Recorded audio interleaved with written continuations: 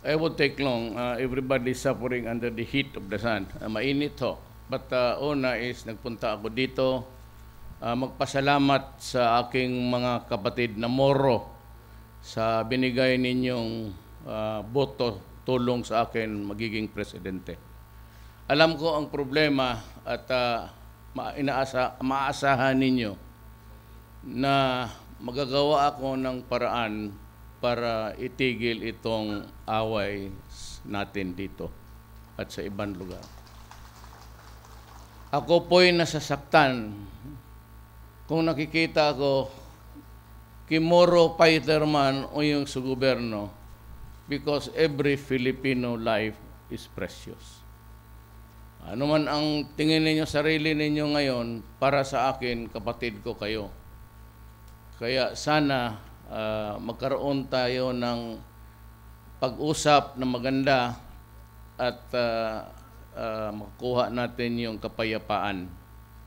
Ang atin namang mga sundalo ay nandito lang para hindi talaga magkagulo ng out of control. They have a mission to do at yan ang intindihin ninyo.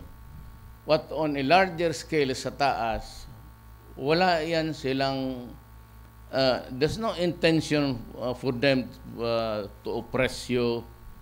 Nandito yan sila para makipag-away. May mga pamilya rin yan, gusto na rin niyang umuwi sa kanilang mga lugar. Kaya nandito lang yan kasi yung hindi natin pagkakaintindihan at kaya po ako'y naghanap ng paraan paano ito hanapan ng solusyon. Sabi ko sa inyo, ako po'y taga Mindanao, may dugo po ng Moro dahil sa lola ko. Nasasaktan ako every time makita ko na ay may taong patay kay Moro rebel o sundalo na Pilipino. Walang para sa akin ang away na ito, wala akong nakitang mabuti. Na mabuti para sa anak natin o sa mga anak nila balang araw. We have to stop this war. Kaya sabi ko, if we cannot stop it, at ulitin ko yan sa suna ko, do not hate more. Kung di tayo makapigil ng away dito ngayon, wag mong dagdagan yung sa puso mo ng galit talaga. Alam niyo may problema, we're trying to solve it. So if we cannot stop fighting, do not hate more because wala talagang mangyayari. Kailanman ganito na lang ang buhay natin. Yan ba ang gusto? Yan ba ang gusto ko para sa mga kapatid ko? Yan ba ang gusto ko para sa lahat? Ano man makukuha natin kung magsige-away? What do I get? Magbibili ako ng bala para patayin kayo? For what?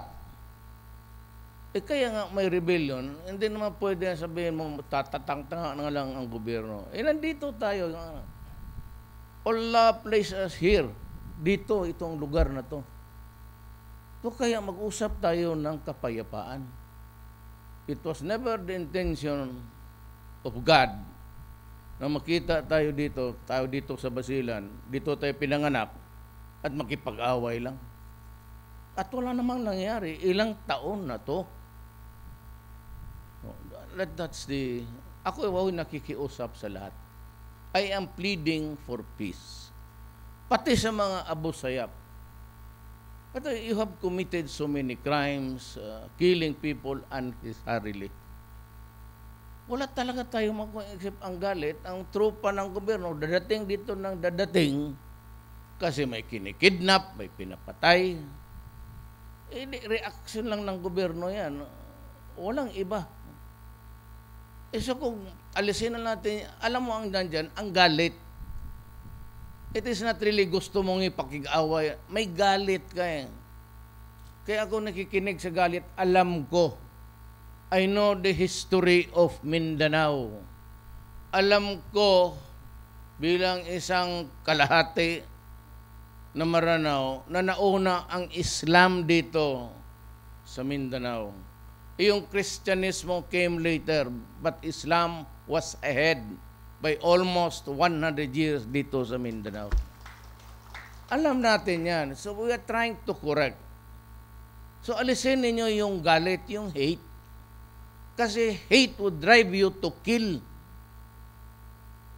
Kung di mo tanggalin yan, ayaw mo galit ka eh. Galit ako sa... Ayaw ko yan kasi galit ako. Walang mangyayari kung ganun. Mag-usap na lang tayo at hintuin na natin itong we are willing, ako, maghanap talaga ako ng pera. Magbuhos ako ng pera dito sa mga kapatid kong Moro. Kasi alam ko na napabayaan kayo. Alam ko yan. At alam ko na oppressed kayo. That is why we are having these talks. Baka magkaroon tayo ng federalism. Yan ang hiningi ng mga leader ninyo. Yung nakikipag-usap pa sa gobyerno. Those who are talking with government have expressed the desire to have a system known as a federal. Para yung teritoryo nyo, inyo na. Anong inyo na lahat yan dyan. Except that we have to maintain the republic because to secede is not, hindi pwede yan. Magsarili. Kung gusto mo, mong Mindanao, di magsialisa na lang tayo lahat. Paano? Dadating ka hanggang Abrak, karaming Maranao doon. Bakit natin sirain? Intindihin na lang natin. Hindi man natin kasalanan pumunta dito si Magellan. Hindi man natin alam ng tayo, kailan lang yun. Nung pinanganak kami dito, ito nga ako, kasi ang lola ko, Maranao, pinag-aralan ko kung bakit tayo nagkakamatayan. So ang it's because of hate. Galit.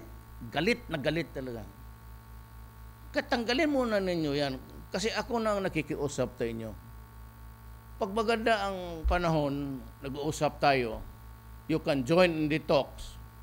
I don't really care kung sino magharap sa akin. If we can come up with this federal system, then makukuha ninyo ang the desired results. Walang gobyerno makialam sa inyo. Kayo na ang patakbo ng gobyerno niyo. Anong makuha ninyo dito? Inyo na. Bigyan mo lang konti yung national federal government system. Walang problema yan sa akin. Ako gusto ko. Pero problema, may batas. Hindi na ba tayo pwede na sabihin mo magkalat na lang araw-araw magpatayan dito? Mga pinsan ko na mga MN sa magsabi ka lang mga 4 na patay, meron na. Pinatay ng gobyerno. Kasi nandoon nga, galit nga, sabi ko, bakit?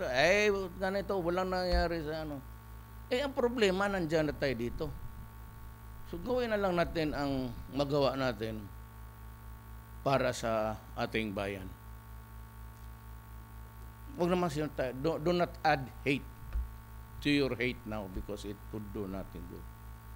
And to the security forces of government, for a job well done for quelling a rebellion here. Wala man tayo magawa may rebellion. But you must remember that they are our brothers and sisters. And I hope that I would be able, with your help and understanding, kausapin ko lahat para makapayapaan. Just the same kayo rin. Do not nurture hate. Trabaho lang yan.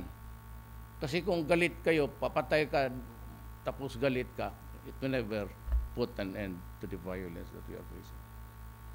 Lahat tayo Pilipino and we expect a better tomorrow sa aking administrasyon. Ayaw ko ng away. Gusto ko mag-usap lang and to see a very prosperous Basilan. Maghanap ako ng pera and you'll have your development. I'm sure of that. Indio na yan pag magkaroon, matuloy ito. Okay yan, ha? Salam? Okay yan, ha? Peace. To the officers and men of the Mindanao Command. I'd like to also ask you to understand the situation and maybe help us, me particular, the office of the President, to look for a way to find an end to this problem. Maraming salamat po.